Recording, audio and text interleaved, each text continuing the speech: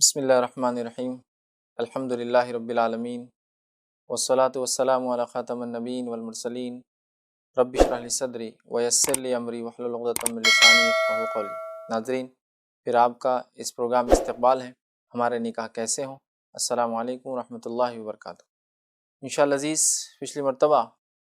چند باتیں جو ہم نے ایپیسوڈ میں دیکھی تھی، پروگرام میں دیکھی تھی، وہ یہ تھی کہ وہ کچھ کام جو نکاح کے معاملے میں شریعت نے حلال قرار دیے ہیں، لیکن ہمارے ماحول میں، ہمارے سماج میں ہم دیکھتے ہیں لوگ وہ کام کو برا سمجھتے ہیں، جس میں ہم نے دیکھا کچھ مہینوں کو، گھڑی کو، دن کو، وقت کو منحوس یا برا سمجھنا اور اچھا سمجھنا۔ پھر جو ہے لڑکی کے معاملے میں اگر عمر میں زیادہ ہو تو برا سمجھنا، نکاح نہیں ہو کرتے ہیں، اگر قد زیادہ ہو، ہائٹ زیادہ ہو تو نہیں کرتے ہیں، ویٹ اگر جو ہے صحت مند ہو تو نہیں کرتے ہیں۔ اسی طرح جو ہے اپنے خاندان کی اگر نہ ہو، کسی اور خاندان سے ہو، قبیلے سے تعلق رکھتی ہو تو نہیں کرتے ہیں۔ یہ تمام باتیں غیر شرعی، غیر اسلامی تھی اور یہ درست نہیں ہے۔ اگر ہم ایسا کریں گے تو بہت سارے نقصان جو ہم کو اٹھانا پڑیں گے اور بہت سارے مسائل پھر پیدا ہو جائیں گے، اس لیے کہ شریعت نے جس کام کو آسان کیا، جو چیز اتنی سہولت کے ساتھ دی، اس میں اگر ہم ایسا کریں گے تو پھر اللہ کی طرف سے اللہ رحم کرے ہم پر سختیاں آ جائیں گی یاد رکھیں۔ بہرحال اب آگے بڑھتے ہیں، وہ کام جو نکاح میں ہمیں نہیں کرنا چاہیے۔ کچھ ایسے کام جو عموماً لوگ کر رہے ہیں، انشاءاللہ میں نکاح سے پہلے، نکاح کے دن، نکاح کی بعد کیا غلط کام ہوتے ہیں اور کیا بدعتیں ہوتی ہیں وہ انشاءاللہ بعد میں رکھوں گا۔ ابھی رشتہ جڑنے کے تعلق سے جو ایسے کام ہیں جو ہم غلط کرتے ہیں اور جس کو ہم عام سمجھ رہے، صحیح سمجھ رہے، اس کے کچھ نکات رکھنے کی کوشش کروں گا۔ جس میں پہلی چیز یہ ہے جو آج کل بہت دیکھی جا رہی، وہ یہ ہوتا ہے کہ ایک لڑکی کا نکاح طے ہو جاتا ہے، کسی ایک لڑکے سے طے ہو گیا۔ اب ہوتا یہ کہ ایک دوسرے لڑکے کا معاملہ معلوم ہوتا ہے، وہ آ کے بولتے ہیں آپ کی بچی کا نکاح طے ہو گیا۔ آپ کہتے ہیں ہاں، لیکن بولتے پھر بھی دیکھو ایک لڑکا ہے،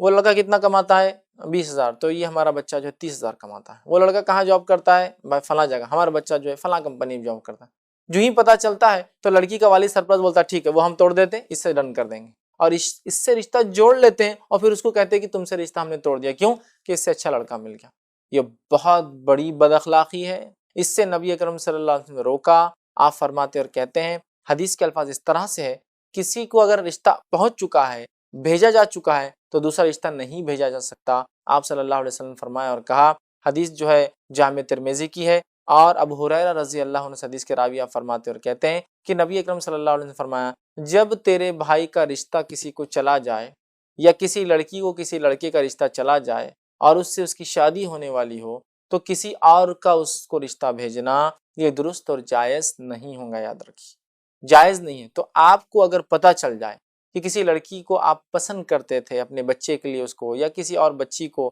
جو آپ کے خاندان میں آئے، اور آپ نے ان سے پوچھا اور ان کے سرپرست یا ان کے والدین کہتے ہیں رشتہ طے ہو گیا، اس پر رشتہ بھیجنا، مطلب رشتے پر رشتہ بھیجنے سے شادی ہونے والی ہے، یہ شریعتاً جائز نہیں ہے۔ یہ بہت بڑے فتنے اور فساد کی وجہ بھی بنتا ہے، یاد رکھیے۔ کئی جھگڑے اور لڑائیاں صرف اس لیے ہوتی ہے کہ لڑکی کو رشتہ بھیجا، لڑکی والوں نے بعد میں کسی اور سے طے کر کے ریجیکٹ کر دیا، یہ لڑکا اب اس لڑکے سے لڑ پڑتا ہے، یہ خاندان والے اس خاندان سے لڑتے ہیں جس سے رشتہ طے کیا گیا، یا لڑکی والوں سے لڑتے ہیں کہ تم نے کیسے توڑا۔ تو یہ بہت بڑی بد اخلاقی بھی ہے کہ جب مومن کسی کو کسی چیز کا وعدہ کر دیتا ہے تو مومن وعدہ خلاف نہیں ہوتا ہے، سوائے اس کے کہ لڑکے میں کوئی شرعی خامیاں نظر آئیں، شرعی باتیں نظر آئیں، تب اس معاملے میں آپ پہلے لڑکے کو بتائے،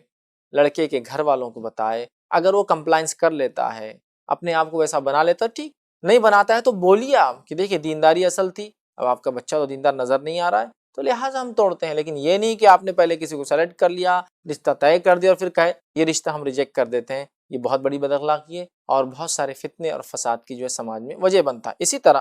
وہ کام جو نکاح میں یا نکاح طے کرتے تو یاد رکھنا چاہیے، وہ یہ ہے کہ نکاح جو ہے، اگر کوئی انسان احرام کی حالت میں ہو، مطلب محرم ہو، حج کے لیے گیا ہو، تو محرم جو ہے احرام کی حالت میں وہ نہ رشتہ طے کر سکتا ہے، نہ رشتہ بھیج سکتا ہے، نہ اس کا نکاح کروایا جا سکتا ہے، تینوں چیز نہیں ہوں گی۔ نبی اکرم صلی اللہ علیہ وسلم فرماتے ہیں، حدیث کے الفاظ اس طرح سے ہے کہ عثمان ابن عفان رضی اللہ عنہ سے حدیث کے راوی ہے، وہ فرماتے ہیں، یہ مسلم کی روایت ہے، نبی اکرم صلی اللہ علیہ وسلم فرماتے ہیں کہ محرم نکاح نہ کرے، نہ اس کا نکاح کروایا جائے، مطلب یہ نہیں کہ کوئی سرپرست بچی کو حج کے لیے لے جاتا ہے اور وہاں بولتا ہے چلو اب نکاح کر دیں گے، حج کا اچھا بچہ مل گیا، ٹھیک ہے، تو نہ محرم نکاح طے کرے، نہ اس کا نکاح طے کرایا جائے، آپ فرماتے، اور اسی طرح جو ہے نہ ہی وہ جو ہے وہ نکاح کرے، مطلب نہ رشتہ طے کر سکتے ہیں، نہ نکاح کر سکتے ہیں محرم کا اور نہ ہی اس کا نکاح کروا سکتے ہیں، مطلب سرپرست نکاح کروا بھی نہیں سکتا ہے۔ تو محرم نہ نکاح کرے، نہ اس کا نکاح کروایا جائے اور نہ ہی اس کا نکاح طے کیا جائے، یہ بھی بد اخلاقی۔ اور جبکہ شریعت نے منع کیا، بہت سے لوگ حج کو جاتے ہیں، حج میں اچھی بچی دکھ گئی ماشاءاللہ، ایک کنواری بچی اور حج کے لیے آئی، بڑی بات ہے، چلو ابھی کیا کر دیتے پتہ نہیں انڈیا جا کے یا ہمارے ملک جا کے پتہ نہیں وہ ہاں بولیں گے نہ بولیں گے، کہاں چل جائیں گے، وہاں حج کی حالت میں، احرام کی حالت میں نکاح نہیں کروایا جا سکتا، ٹھیک ہے۔ تو یہ چند باتیں تھی جس کو ہم جب رشتہ طے کریں، کیا چیزیں جو حلال ہے لیکن ہم نہیں کر رہے ہیں وہ میں نے رکھی، کیا چیزیں جو منع ہیں لیکن اس کو عام طور سے لوگ کر رہے ہیں وہ رکھی۔ اب آئیے کچھ باتیں اور ہم آگے چلتے ہیں کہ خوشی کا موقع ہے، خوشی ہے گھر کے اندر، تو خوشی کے موقع پر کچھ لوگ کچھ چیزیں ہم کرتے ہیں، ان میں کیا جائز اور کیا ناجائز ہے وہ رکھتا ہوں، لیکن یاد رکھیے اس کا سیدھے تعلق نکاح سے نہیں ہے، لیکن جب نکاح ہوتے ہیں، خوشی ہوتی ہے، تب ہم یہ کام کرتے ہیں، اس لیے کہ نکاح بھی خوشی کا وقت ہے، اس کے علاوہ بھی خوشیاں ہوتی ہیں۔ تو یہ جو میرا پارٹ ہے یہ دونوں چیز کے لیے سوٹیبل ہے کہ یہ نکاح کی بھی خوشی کا وقت ہے تو بھی یہ کام آئیں گا، غیر نکاح کے علاوہ بھی خوشی کے دن ہے، عید ہے، بقرعید ہے، اور اس کے علاوہ دیگر چیزیں جو ہوتی ہے خوشی کے دن انسان کی زندگی میں آتے ہیں، ان ایام میں، ان خوشیوں میں انسان کیا کرے وہ باتیں میں رکھ رہا ہوں۔ لیکن عام طور سے نکاح میں بھی لوگ خوشی مناتے ہیں، بہت کثرت سے مناتے ہیں، اس خوشی کو کیسے منایا جائے وہ بھی ہم دیکھتے آئیے شریعت کی نگاہ سے کہ اس معاملے میں بھی کس چیز کی احتیاط کی جائے، کیا کام کیا جائے، کیا کام سے رکا جائے۔ آئیے اس چیز کی طرف بڑھتے ہیں، اور نکاح میں یا خوشی کے موقع پر وہ جائز امور جو ہمیں کرنا ہے وہ جو ہے چند جائز امور میں آپ کے سامنے رکھتا ہوں۔ اب خوشی کے موقع پر جو جائز امور ہیں، جائز کام ہیں جو کیے جا سکتے ہیں، ان کے اندر جو ہے سب سے پہلی چیز ہے کہ خوشی کے اندر انسان خوشبو لگاتا ہے۔ دیکھیے شریعت اتنی پاکیزہ اور اتنی زبردست ہے کہ اس نے انسان کو مکمل طریقے دیا زندگی جینے کا۔ تو اب مرد کیسی خوشبو لگا اور عورتیں کیسی خوشبو لگا شریعت وہ بھی بتاتی ہے ہم کو، کیونکہ خوشی کے موقع پہ ظاہر سی بات آدمی خوشبو لگاتا ہے۔ نبی اکرم صلی اللہ علیہ وسلم فرماتے ہیں خوشبو کے تعلق سے، اور فرماتے اور کہتے ہیں، جو کہ ابو ہریرہ رضی اللہ عنہ حدیث کے راوی، جامع ترمذی کی روایت ہے، ابو ہریرہ رضی اللہ عنہ فرماتے ہیں آپ صلی اللہ علیہ وسلم نے فرمایا اور کہا کہ مرد کی خوشبو وہ ہے جس کی مہک ہو لیکن نشان نہ آئے، اور عورت کی خوشبو وہ ہے جس کا نشان آئے اس میں مہک نہ ہو۔ اس کا کیا معنی ہے؟ اس کا معنی یہ ہے خوشی کے موقع پر انسان خوشبو لگاتا ہے، بالکل عام بات ہے، صرف مسلمان نہیں، ہر قوم کے اندر یہ طریقہ ہے۔ نبی اکرم صلی اللہ علیہ وسلم سے پہلے عربوں میں بھی یہ طریقہ ہی تھا، ہر قوم میں خوشبو لگاتے۔ تو آپ فرما رہے ہیں کہ مرد کی خوشبو کیا ہے معلوم ہے آپ کو؟ مرد کی خوشبو یہ ہے کہ اس میں فریگرنس ہو، اس میں مہک ہو، ٹھیک، وہ پھیلے لیکن اس کا سپاٹ دھبا نہ آئے۔ اور عورت کی خوشبو کیا ہے؟ جس کا دھبا ہے، جس کا نشان ہے، وہ خوشبو ہوتی ہے لیکن اس کی فریگرنس نہیں ہوتی، اس کی وجہ سے کوئی اس کی طرف متوجہ نہیں ہوتا، پلٹ کر نہیں دیکھتا ہے، یہ اس کی خوشبو ہے۔ شریعت نے پردے کے معاملے میں دیکھی کتنی احتیاط کی، چونکہ اگر عورت مہکنے والی خوشبو لگائیں گی تو لوگ اس طرف اٹریکٹ ہوں گے، اس لیے شریعت نے کہا مہکنے والی خوشبو عورت کے لیے جائز نہیں ہے، یاد رکھیے، ورنہ شادی کا موقع آتا ہے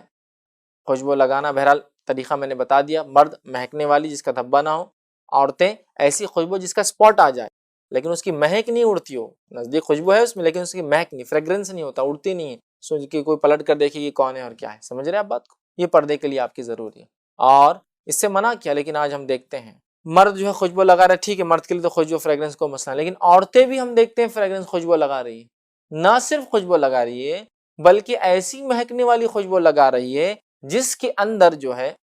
ایسی خوشبویں ہوتی ہے کہ جیسا کہ آج کل بہرحال ہم سب جانتے ہیں سینٹ آتے ہیں، کسی پہ لکھا ہو فار مین، مطلب یہ مردوں کے لیے، اس لیے کہ اس کے اندر ایسی خوشبوئیں ڈالی جاتی جو ان کے مطابق اپوزٹ جنس کو متوجہ کرتی ہے، کہ اگر مرد لگائے فار مین والا تو عورتیں متوجہ ہوں گی، اسی طرح عورتوں کے لیے اسپیشل آتے ہیں پرفیوم تاکہ لگائے تو مرد متوجہ ہو۔ اللہ رحم کرے آپ صلی اللہ علیہ وسلم تو خوشبو کا ہی تصور ختم کر دیا، کہا فریگرنس عورت کے لیے جائز نہیں۔ اب یہاں اگر کوئی مسلم عورت خوشبو لگاتی، اس کی مہک ہی نہیں بلکہ ایسی خوشبو جو خاص بنائی گئی ہے کہ اپوزٹ جنس اس کی طرف دیکھے، متوجہ ہو، اللہ رحم کرے، کتنی بری بات ہے۔ نبی اکرم صلی اللہ علیہ وسلم کے زمانے میں، ہمارے زمانے میں اگر کوئی عورت خوشبو لگا لیتی، اس کی مہک ہوتی، تو اس نے غسل جنابت دلایا جاتا، جیسا کہ غسل جب ٹوٹ جاتا ہے تو انسان کو مکمل سر سے پیر تک نہانا پڑتا ہے، غسل جنابت دلایا جاتا اس کو۔ نبی اکرم صلی اللہ علیہ وسلم نے اس عورت کو جو مہکنے والی خوشبو لگا کے باہر نکلے کہا وہ زانیہ ہے، سبحان اللہ۔ لیکن اس کے بعد بھی آج دیکھیے کیا ہو رہا ہے، خوشی کا موقع ہے بھائی، خوشبو کیا پوری عطر انڈیل کے آ جا رہا، بوٹل کی بوٹل انڈیل کے آ جا رہی، مرد بھی اور عورتیں بھی، اس لیے کہ بولے خوشی، ٹھیک ہے مرد کے لیے تو جائز ہے لیکن عورتیں منع کیا گیا کہ فریگرنس نہ لگائے. تو بہرحال خوشی کے موقع پر عورتیں خوشبو نہ لگائے، مرد خوشبو لگائے. مرد کی خوشبو پھیلنے والی ہو سکتی ہے، اگر عورت خوشبو لگاتی ہے تو اس کا دھبا آئے، لیکن جس کی خوشبو یا مہک نہ پھیلے. یہ جو ہے جائز امور خوشی کے موقع پر جو کیا جا سکتا ہے. دوسری چیز جو ہے فتنے کا اگر ڈر نہ ہو، کسی گڑبڑ کا، فتنے کا ڈر نہ ہو، کسی مسئلے کے اٹھنے کا ڈر نہ ہو، تو چھوٹی بچیوں کا شادی کے گھر میں دف بجانا. دف یاد رکھیے، میں پھر کہہ رہا ہوں، دف ایک ایسا انسٹرومنٹ ہوتا ہے جس کو ایک طرف سے جو ہے لیدر یا سکن ہوتی ہے اور اس کو ایک ہاتھ سے بجایا جاتا ہے. یہ ہوتا ہے دف. اب بہت سے لوگ ہوتے ہیں جب یہ روایت بیان کی جاتی ہے تو کہتے ہیں کہ یہ مت بیان کیا کرو، لوگ ویسے اس میں زیادتی کر رہے ہیں، گانے بجانے کے آلات. ٹھیک ہے، لوگ زیادتی کر رہے ہیں گانے بجانے کے آلات، وہ ایک الگ مسئلہ ہے، لیکن شریعت جس چیز کی اجازت دیتا ہوں میں وہ بات رکھ رہا ہوں. لہٰذا اگر چھوٹی بچیاں فتنے کا ڈر نہ ہو، کسی فساد کا ڈر نہ ہو، کسی قسم کے برائی کا ڈر نہ ہو، کسی قسم کے چھوٹی بچیاں اگر دف ایک ہاتھ سے اگر بجاتی اور کچھ گیت گاتی ہیں جس کے اندر عورتوں کا تذکرہ نہیں ہے، جس کے اندر عورتوں کی خوبصورتی کا تذکرہ نہیں ہے، جس کے اندر کوئی جنسی میلان یا رجحان یا سیکچولیٹی کی طرف بات نہیں جا رہی ہے، ایسی اگر وہ چھوٹے چھوٹے گیت گاتی ہے تو جائز ہے. اس تعلق سے آئیے ایک حدیث آپ کے سامنے رکھتا ہوں کہ نبی اکرم صلی اللہ علیہ وسلم کے سامنے ایسا ہوا اور آپ نے اس کو سنا. یہ حدیث جو ہے صحیح بخاری کی ہے اور ربی بنت معود رضی اللہ عنہ اس کے راوی، وہ کہتے ہیں کہ میرا نکاح تھا، نبی اکرم صلی اللہ علیہ وسلم میرے گھر آئے اور میرے گھر آ کر پلنگ پہ آپ تشریف فرما ہوئے اور ایسے ہی بیٹھے. آپ نے جو راوی کو آپ بیان کر رہے تھے کہا جیسے تم یہاں بیٹھے ہو، اور بیٹھنے کے بعد کچھ بچیاں گیت گا رہی تھیں. آپ صلی اللہ علیہ وسلم نے اس گیت کو سنا اور سننے کے بعد جو ہے اس میں کچھ جملوں کی تصحیح، کچھ غلط جملے تھے، اس کی اصلاح کی. بہرحال انشاءاللہ عزیز یہ ایک بریک کا وقت ہے، انشاءاللہ بریک کے بعد ہم انشاءاللہ اس حدیث کو اور مکمل کریں گے اور تفصیلات اس کے تعلق سے دیکھنے کی کوشش کریں گے. تب تک کے لیے جو آپ دیکھتے رہیے. السلام علیکم ورحمۃ اللہ وبرکاتہ.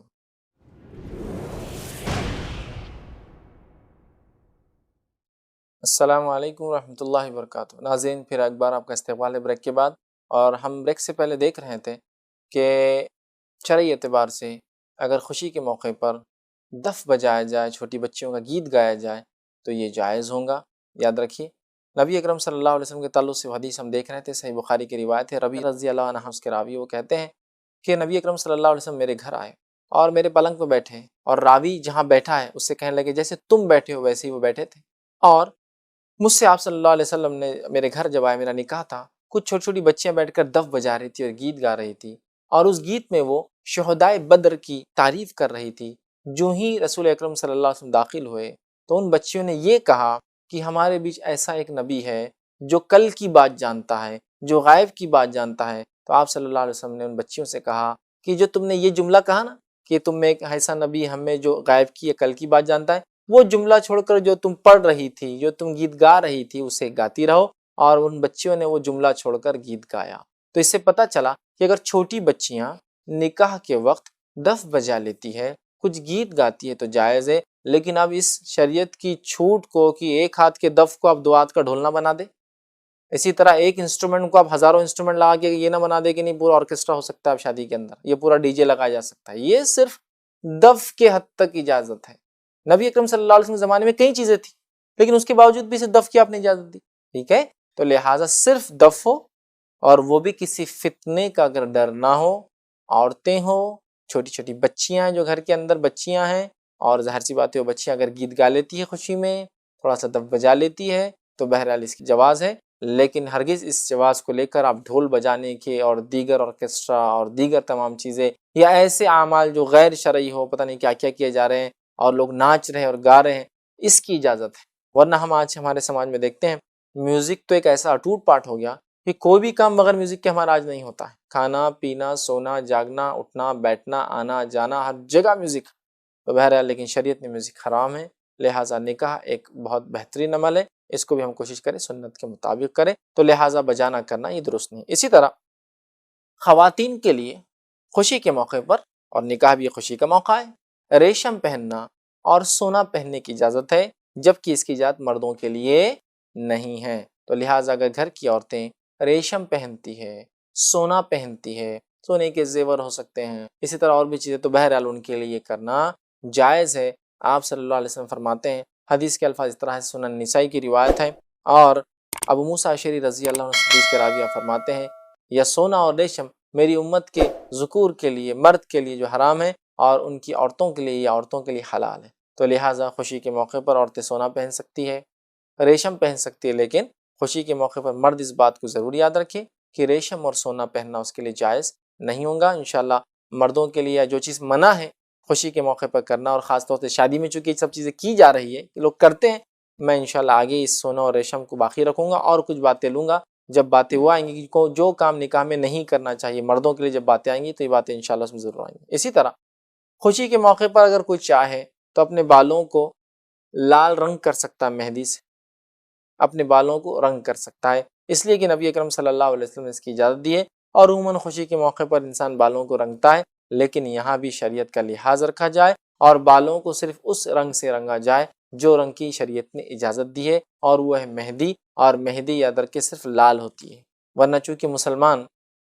مہندی لگانے کی اس کو اجازت ہے، بہت سارے لوگوں نے نئی نئی مہندی ایجاد کر دی، جس میں خاص طور سے کالی مہندی۔ کالا لفظ آنے کے بعد مہندی کا لفظ کہاں سے آ سکتا ہے اس سے؟ چونکہ مہندی کبھی کالی ہو ہی نہیں سکتی، وہ تو نیچرلی جو ہے وہ لال رنگ کی ہوتی ہے، اس میں کچھ ملانے سے اس کی رنگت اور زیادہ لال یا کم لال ہوتی ہے، لیکن کالی تو کبھی مہندی نہیں ہوتی ہے۔ تو لہٰذا اگر مہندی کوئی لگاتی ہے عورت یا مرد بھی، بہرحال خوشی کا موقع ہے اور بال سفید ہے، مہندی لگانا چاہے، اور سفید نہ بھی ہو مہندی لگانا چاہتا ہے، تو بہرحال مہندی لگانے میں انشاءاللہ عزیز اس کی کوئی حرج نہیں ہے، لیکن اس میں خضاب سے بچا جائے، کالے رنگ سے بچا جائے۔ نبی اکرم صلی اللہ علیہ وسلم یوں فرماتے اور کہتے ہیں، حدیث ابن ماجہ کی ہے، اور ابی ذر غفاری رضی اللہ عنہ اس حدیث کے راوی ہے، وہ فرماتے اور کہتے ہیں کہ نبی اکرم صلی اللہ علیہ وسلم نے فرمایا اور کہا، بڑھاپے کی سفید بالوں کو بدلنے کے لیے مہندی کا استعمال کرو، یہ مہندی سب سے بہترین چیز ہے۔ تو لہٰذا اگر خوشی کے موقع پر کوئی شخص اپنے بالوں کو رنگنا چاہتا ہے تو وہ مہندی سے رنگیں گا، اور وہ بھی مہندی لال ہوتی، یاد رکھیے کالی مہندی کا استعمال شریعتاً جائز نہیں ہے، اور مہندی کالی ہوتی بھی نہیں ہے، ورنہ خوشی کا موقع آ گیا اور لوگ بس کالا خضاب لگائے ہوئے ہیں، اور کبھی کبھار تو دولہے کو ڈھونڈنا مشکل ہو جاتا ہے، اس لیے کہ دوسرے اتنے سجے ہوئے رہتے ہیں اس کے سامنے۔ مطلب بولنے کا یہ ہے کہ عمر ختم ہو گئی، اب ظاہر سی بات ہے مہندی لگانے سے اب بال لال نظر آئیں گے، اور وہاں بھی کالے کر کے لوگ خضاب میں ہیں۔ تو بہرحال خوشی کے موقع پر عموماً دیکھا جاتا ہے لوگ بالوں کو کالا کر لیتے ہیں، عورتیں اور مرد سب مل کر اور تیار ہوتے ہیں۔ تو بہرحال اس لیے میں نے کوشش کی کہ وہ امور جو جائز ہے وہ رکھوں، لہٰذا انشاءاللہ بالوں کو کالے کرنے کے تعلق سے کچھ وضاحتیں آگے بھی آنے والی، وہ کاموں میں جو کام نکاح کے اندر نہیں کرنا چاہیے۔ تو یہ تھے وہ چند کام جو نکاح کے موقع پر خوشی میں یا خوشی اور نکاح کے موقع پر ہم لوگ کر سکتے ہیں۔ آئیے آگے بڑھتے ہیں ان کاموں کی طرف، ان امور کی طرف جو نکاح میں نہیں کرنا چاہیے یا جو خوشی میں نہیں کرنا چاہیے، زیادہ بہتر الفاظ ہوں گے، چونکہ نکاح بھی ایک خوشی ہے۔ تو جس طرح سے خوشی میں آپ نے اچھے اچھے کپڑے لیے، زیورات عورتیں خرید رہی ہے، بالوں کو مہندی لگائی جا رہی ہے، مرد خوشبو لگا رہے ہیں، اب وہ کام جو نہیں کرنا چاہیے جو عموماً ہم کر دیتے ہیں اس سے بھی احتیاط کریں، ورنہ انسان دین پر چلتا ہے، الحمدللہ کچھ نہ کچھ اسلام پر عمل کرتا ہے، اور کیا بات ہے جب خوشی کا موقع آتا ہے تب اپنی زندگی کو بدل دیتا ہے۔ اور یاد رکھیے موت اور نکاح یہ ایسے دو موقع ہیں جہاں انسان کا کیا عقیدہ ہے پتہ چلتا ہے۔ ایک انسان کہہ رہا ہے کہ میں فلاں چیز کا ماننے والا ہوں، فلاں تحریک سے جڑا ہوں، ٹھیک، جب اس کے گھر موت ہو جائے تو دیکھ لیجئے اس کے رسم و رواج کس کے مطابق ہے، اور اس کے گھر شادی ہو تو دیکھ لیجئے اس کی شادی کس کے مطابق ہے۔ اگر یہ سنت کے مطابق ہے تو سمجھ لیجئے وہ درست جگہ جڑا ہے، ورنہ لوگ بہت بڑے بڑے دعوے کرتے ہیں لیکن کبھی شادی دیکھ لی جائے تو تعجب ہوتا ہے، کیا یہ ان صاحب کے گھر کی شادی ہے جو ایسی ایسی باتیں کرتے ہیں؟ کہا جاتا ہے بھائی ہاں ان کی شادی ہے، شادی دیکھ کر اندازہ نہیں ہو پاتا کہ یہ واقعے میں کیا ان کے گھر کی شادی ہے جو اتنی بڑی بڑی باتیں کرتے ہیں۔ تو لہٰذا ہم جو ہے نکاح میں یا خوشی میں وہ کام کریں جو شریعتاً جائز ہے، اور ان کاموں ان امور سے بچیں جو جائز نہیں ہیں۔ تو آئیے ہم کچھ امور دیکھتے ہیں، کچھ کام دیکھتے ہیں جو خوشی کے اندر جائز نہیں ہے لیکن لوگ کرتے ہیں، اور نکاح بھی ایک خوشی ہے لہٰذا انشاءاللہ یہ اس میں کام آ سکتا ہے، وہ امور جو جائز نہیں ہیں۔ اب خوشی کے موقع پر جو کام ہم کرتے ہیں ان کاموں میں جو سب سے پہلی چیز ہوتی ہے جو عموماً دیکھا جاتا ہے وہ یہ ہے، لوگ بالوں کو سجاتے ہیں، بالوں کو سنوارتے ہیں، اور اس میں جو غلطی ہوتی ہے وہ یہ ہے کہ لوگ نقلی بال جڑا لگاتے ہیں اور کچھ لوگ ویگ لگاتے ہیں۔ وہ نقلی بالوں کا ایک پورا سیٹ ہوتا ہے جو سر پہ رکھ دیا جاتا ہے، جیسے کہ کوئی مرد بال چلے گئے تو ایک ویگ لگا لیا، ٹھیک، اور حالانکہ ویگ لگانے سے کوئی اس کو خاص فائدہ نہیں ہوتا ہے۔ ویگ لگانے والا تو سب سے پہلے ہزاروں لوگوں میں پہچانا جاتا ہے کہ یہ آدمی ٹکلا ہے، اس نے اوپر سے ویگ لگائی، پھر کیا فائدہ ہوا؟ آپ نے اپنے بالوں کو چھپانے کے لیے ویگ لگائی، اور دیکھیے لوگوں کو تو پتہ چل گیا کہ آپ کو بال نہیں، تبھی تو آپ نے ویگ لگائی ہے نا۔ تو بہرحال جیسا اللہ رب العزت نے انسان کو بنایا وہ سب سے بہترین انداز سے بنایا، جو اس نے پسند کیا اس کے لیے جب تک بال رہنا تو تب تک ہے، جب نکال دینا بہرحال وہ بھی اس کے لیے بہتر ہی ہے، یاد رکھیے۔ اس چیز کو سمجھنے کی ضرورت ہے، ورنہ اس ماڈرن ورلڈ کے اندر، اس جدید دنیا میں بس آپ کیسے دکھتے ہیں، آپ کا اپیرنس سب کچھ ہے، اندر کیا بھرا ہے آپ کے اخلاق کے اعتبار سے وہ جانے دیجیے، ظاہر کیا بس وہ دیکھا جا رہا ہے۔ ویگ لگانا، جوڑا لگانا درست نہیں۔ آئیے نبی اکرم صلی اللہ علیہ وسلم کی زبانی کچھ باتیں ہم سنتے ہیں کہ یہ اس کی حرمت کس حد تک ہے۔ آپ صلی اللہ علیہ وسلم فرماتے ہیں، صحیح بخاری کی روایت ہے، اور عائشہ رضی اللہ عنہا فرماتی ہے، ایک خاتون اپنی بیٹی کو نبی اکرم صلی اللہ علیہ وسلم کے پاس لائی جس کا نکاح طے ہو گیا تھا۔ اب جب لے کے آئی آپ صلی اللہ علیہ وسلم کے پاس تو اسے ایک بیماری ہو گئی تھی، جس بیماری کی وجہ سے اس کے سارے بال چلے گئے تھے۔ اب اندازہ لگائیے، اللہ اس عورت پر رحم کرے، اس بچی پر بھی، لڑکی اور بال چلے گئے بیماری سے، آ کر کے اللہ کے رسول صلی اللہ علیہ وسلم، میری بچی کا نکاح ہے اور اس کے بال جا چکے ہیں، کیا میں نقلی بال لگواؤں؟ مطلب اس لڑکی کا تاکہ نکاح ہو جائے، شادی ہو جائے۔ آپ اندازہ لگائیں نا، ایک لڑکی جس کو بال نہ ہو کیسی دکھ رہی ہوں گی، ہے نا؟ آپ صلی اللہ علیہ وسلم فرماتے ہیں جب اس عورت نے سوال کیا تو اللہ کے رسول نے جواب دیا، عائشہ فرماتی اور کہا اس انصاری عورت کو، اور آپ نے فرمایا ایسا نہ کر، اس لیے کہ اللہ نے نقلی بال لگانے والوں پر یا جوڑا لگانے والوں پر لعنت فرمائی ہے۔ اللہ نے لعنت فرمائی کس پر؟ نقلی بال لگانے والوں پر اور جوڑا لگانے والوں پر۔ تو دیکھیے، اور وہ خاتون اس لڑکی کو لے کر واپس چلی گئی۔ تو جب ایک لڑکی کو جس کے بال چلے گئے اسلام اجازت نہیں دیتا ہے، تو پھر ایک مرد جس کے بال نہ ہو، اور مردوں کو تو کوئی عیب کی بات ہی نہیں بال نہ ہونا اور ہونا، جبکہ ایک عورت کے لیے بال نہ ہونا ظاہر سی بات ہے، عورت کے بال اس کی زینت کا حصہ ہے، اس کی خوبصورتی کو بڑھاتا ہے۔ اس کو جب نہیں تجارت نہیں شریعت میں، تو لوگ اپنے بالوں کو جو ہے، جن کو بال نہیں ہے بس نقلی ویگ لگا رہے ہیں اور کیا کیا کر رہے ہیں، ہمیں ان معاملوں میں بچنا چاہیے، ورنہ عموماً خوشی کے موقع پر لوگ اس طرح سے کرتے ہیں۔ اسی طرح دوسرا کام جو نہیں کرنا چاہیے، جو عموماً نکاح میں شادیوں میں ہوتا ہے، وہ کیا ہے؟ سونے اور چاندی کے برتنوں میں لوگ کھاتے ہیں۔ سونے اور چاندی کے برتنوں میں کھانا، چاہے نکاح ہو غیر نکاح ہو، کسی ہوٹل میں ہو، شریعتاً جائز نہیں ہے بلکہ سخت حرام ہے۔ یہ وہ کام ہے جس کو ہم بڑا معمولی سمجھتے ہیں لیکن بڑا گناہ ہے۔ آپ صلی اللہ علیہ وسلم فرماتے ہیں، صحیح مسلم کی روایت ہے، ام سلمہ رضی اللہ عنہا اس حدیث کے راوی اور فرماتی اور کہتی کہ اللہ کے رسول صلی اللہ علیہ وسلم فرما کہا کہ جس نے سونے اور چاندی کے برتن میں کھایا وہ درخت اپنے پیٹ میں آگ اتارتا ہے۔ جس نے سونے اور چاندی کے برتن میں کھانا کھایا وہ درخت اپنے پیٹ میں آگ اتارتا ہے۔ اور سونے اور چاندی کے برتن میں شادیوں میں کھلانا آج فقر کی علامت مانی جاتی ہے۔ کیوں ہو، کیا شادی تھی، کیا شادی تھی، تو چاندی کے برتنوں میں کھلایا،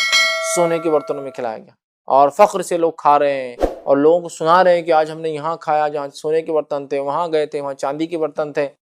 یہاں حدیث کیا کہہ رہی ہے؟ سونے اور چاندی کے برتن میں کھانا کھانے والے اپنے پیٹ میں آگ بھر رہے ہیں۔ کیا اس حدیث کو سننے کے بعد بھی کوئی مومن کا دل گوارا کرے گا چاہے کسی کی بھی شادی ہو وہ سونے اور چاندی کے برتن میں کھا اور اپنی آخرت برباد کرے؟